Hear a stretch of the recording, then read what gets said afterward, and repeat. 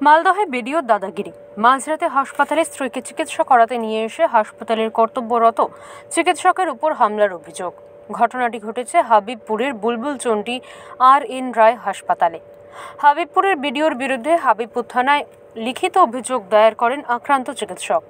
উল্লেখ্য, বৃহস্পতিবার গভীর রাতে হাবিবপুর ব্লকের বিডিও অংশুমান দত্ত তার অসুস্থ স্ত্রীকে নিয়ে বুলবুল চণ্ডী আর.এন. রায় গ্রামীণ হাসপাতালে যান। কর্তব্যরত চিকিৎসক রোগীকে জরুরি বিভাগে আনতে বললে সেই সময় বিডিও চিকিৎসককে বাইরে এসে রোগীকে দেখতে বলেন।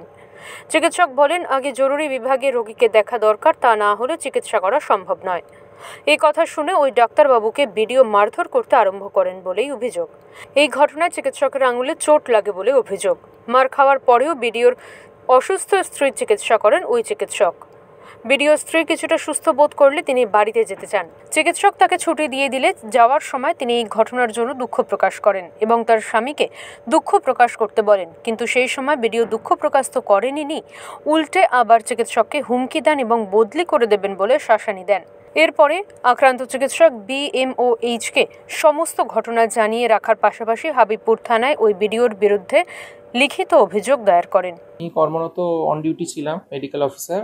সেই সময় ঠিক 2:40-এর দিকে আমাদের হবিবপুর ব্লকের বিডিও সাহেব শ্রী অংশুমান দত্ত উনি ওনার মিসেসকে নিয়ে আসেন শ্বাসকষ্ট নিয়ে।